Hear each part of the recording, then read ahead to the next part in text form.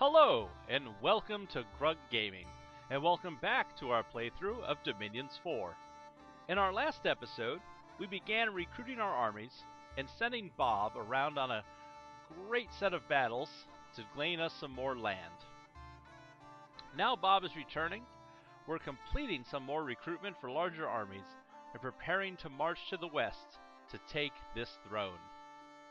Let's go ahead and complete the turn that we set up last episode.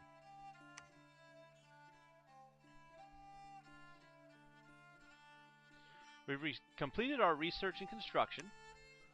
This is going to allow us to go ahead and do the corpse man construction. Sorry about that. Soon, next level, we'll be able to construct lesser items, and then we'll be changing our research. As you can see, with our current research, we're getting 34 points a turn, and we need 99 to get to level 2. It looks like we've had a special event occur. Suddenly, Innocentius, the primate, appeared at the gates of your city. Of your castle, and wanted to fight for your cause. So, let's go ahead and go to that commander. So it looks like he's a holy man. Is a primate. He suffers from old age. He's 125 years old. He's a level 4 priest. He's also sacred, so he gains special abilities based on blessing. He can recoup afflictions, diseases that he comes under. And it looks like he's a powerful healer, able to heal 2 people every turn. Innocentus is the primate of the faith and the successor of the prophet shrouded in white. He is the voice of the awakening God and the most influential person in the empire. He wears a blessed replica of the holy shroud, which gives him unsurpassed healing abilities. He'll be handy to have around and build temples. I don't know that we'll be using him much in battle. It looks like we got our new mage, and we got 3 levels of death, so that's going to be real useful later on. I'm concerned, though, by the fact that all of our mages are old age. So, to offset that, we're going to go into our recruitment this turn, and I'm going to go ahead and I'm going to start recruiting some of these lower level mages right here. They're going to help us with research, and they have a special skill we'll talk about later on that lets them combine their power if we need them to make them stronger. So let's go ahead and hire one of those.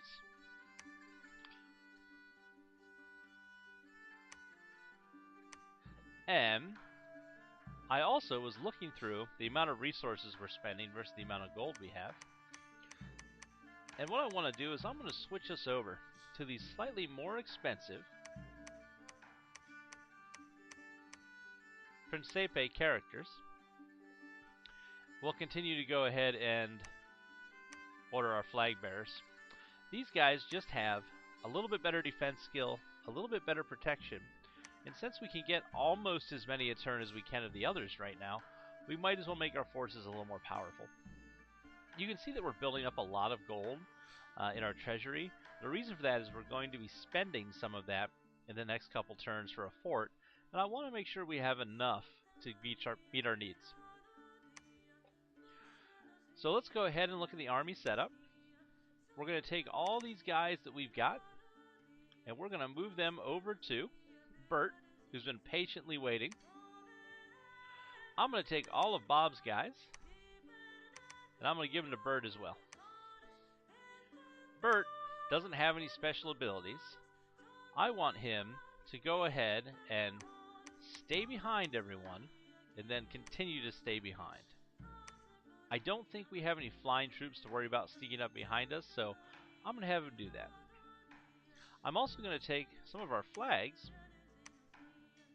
some of our standard bearers, and I'm going to put them in here.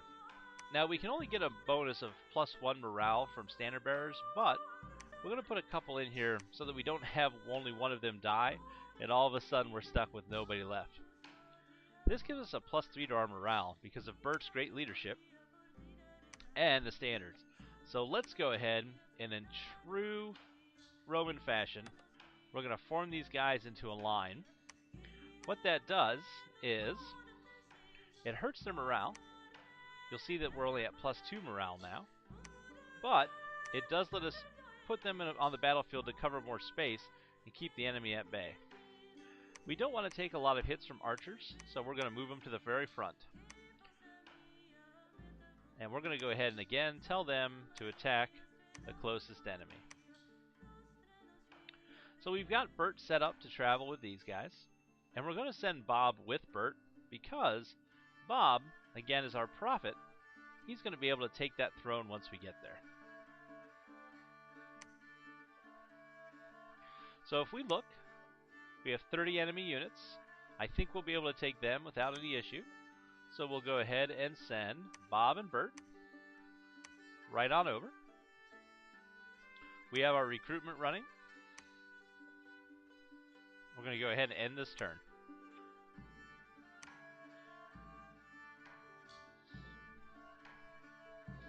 Alrighty.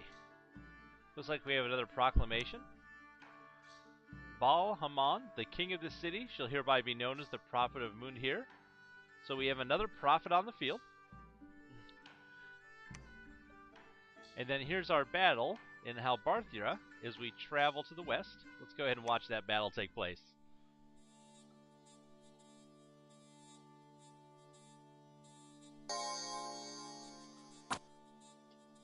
Mostly cavalry, couple militia, nothing we really have to worry about.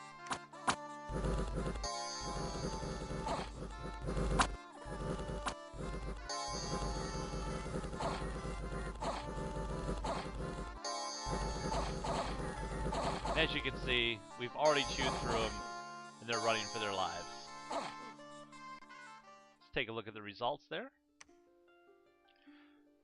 We lost 2 Histadas and 1 of the levies. Again, we're going to be losing them until they're all gone. Took out 29, including their commander. Again, neutral foes, we don't expect to lose much to them, but it's always nice to watch us wipe the floor with a computer, isn't it? Same thing that we did before. We're going to go ahead and we're going to add some province defense here. Because this province is going to be buried behind this province, and this province, I don't need to add very much defense to it. We only need to add a tiny bit to make sure it's occupied. That'll help save our gold as well. So it's a new turn. Looks like we have 80 archers and infantry in this territory. We're not going to be able to take that with what we have left. So we're going to go ahead, recruit a few more troops here, and we're going to recruit another low-level mage.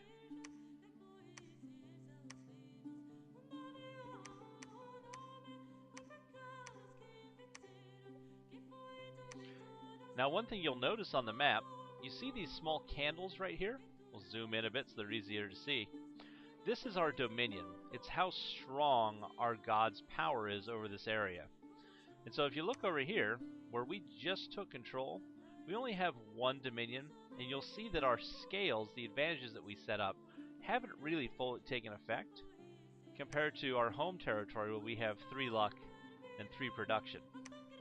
As our dominion grows and we continue to be in charge of this province, we will see this slowly increase to match what we have in our home province. We're also going to go ahead, take Bob and Bert. They're going to come back one last time to pick up some more troops and then come back. Check our research level one more time. And even though it wasn't a very exciting turn, we're going to go ahead and end this turn as well.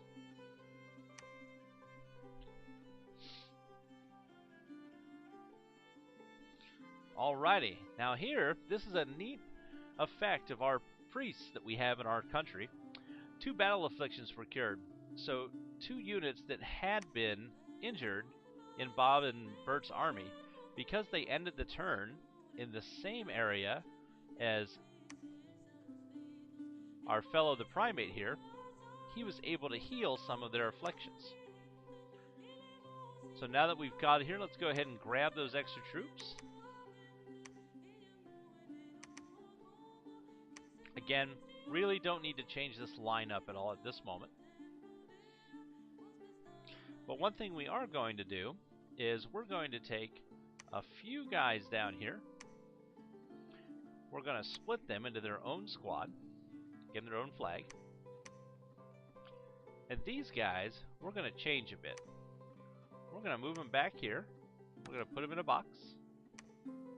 And we're going to take Bert. We're going to put him inside that box as well. And we're going to put Bob inside that box too. And then we're going to set these guys to guard the commander. And I'm kind of worried about him, so I'm going to take a couple guys and give them to Bob too. Again, we'll set them to guard the commander. And we'll set them in a box formation here as well. What this does, this means that these will stay back in battle, back with Bob and Bert. And it means that if they were to get attacked with assassins, remember, we can hire an assassin unit ourselves, right here. If an assassin were to attack, those bodyguards would have a chance of showing up and keeping the assassin from killing us. I noticed that one of the countries we're fighting against, again, are the Flame people, and let's check their name again.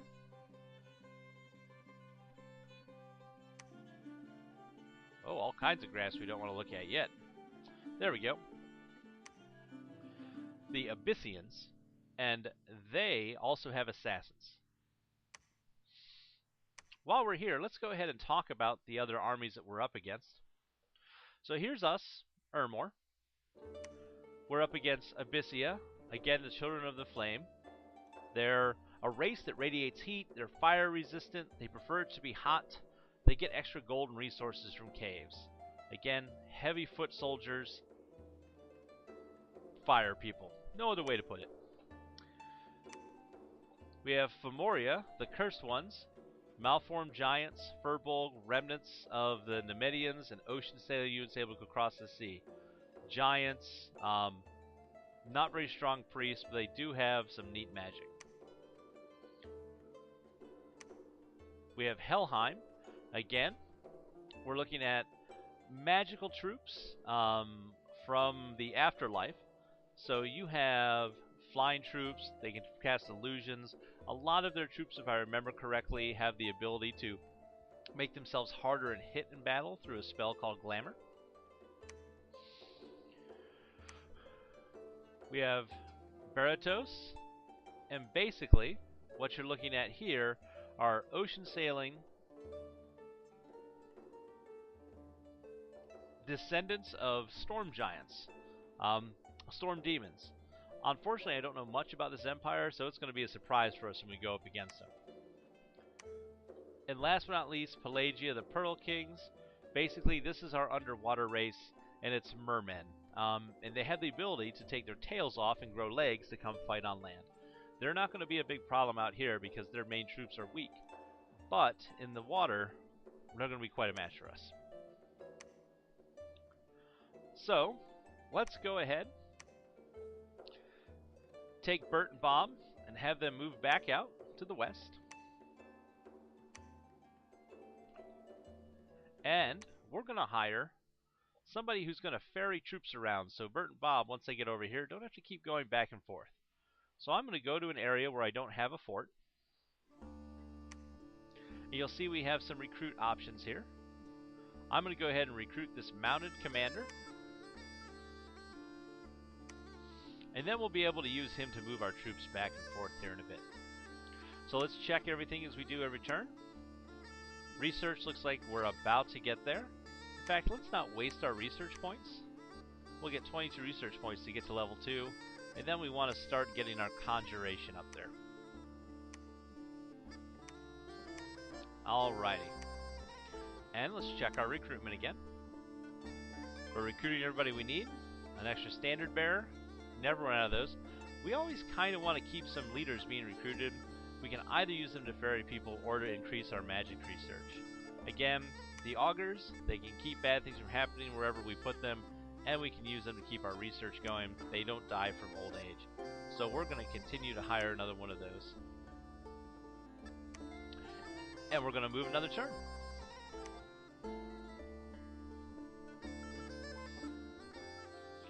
Alright, we've completed some of our research.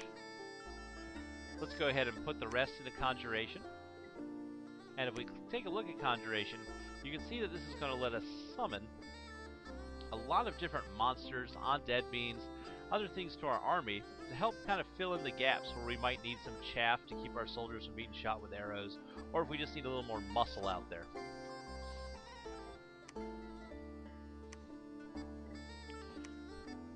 So we have 60 enemy units. We have Bob and Bert's army, which is 69 units in Bert's. I think we can take these guys. Let's go ahead and let's do this. We'll send Bert and Bob, and it looks like Bert became a hero. He has the heroic battle prowess. A hero with this ability receives increased attack skill. Not really going to help Bert, because Bert's not going to be on the front line ever. We don't want Bert to die. But it is pretty neat to see him become a hero. Again, we have our new mounted commander. He's going to go back here to start bringing troops to the front, because I'm sure we're going to lose some in this battle here. I have no idea what these troops are. Looks like they might be some type of monkey. That's going to be fun. So we're recruiting troops. We have our research going. One more thing we can do is that we can now take one of our research mages, and we can forge magic items now that we've completed some of that research. And what I want to do with forging the magic items, I want to go ahead and see what we have available. Basically, what we see here are some trinkets that will give our mages some more power in the battlefield.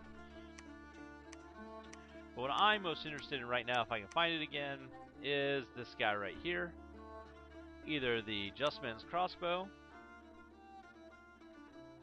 or the Black Bow here. I'm going to go ahead, and the Just Men's Crossbow, it's going to cost us 5 of our gems. You can see that we have 27. And I'm going to have us go ahead and create that. It's going to hurt our research a little bit, but we're going to give that crossbow to Bert so he can shoot from the back lines when he's in battle. Alrighty, with everything else set up, we're ready to move on to the next turn. We'll go ahead and end our episode here today, and we'll see how this battle against the monkeys turns out on the next episode of Dominions 4. Thanks again, and we hope to see you next time at Krug Gaming.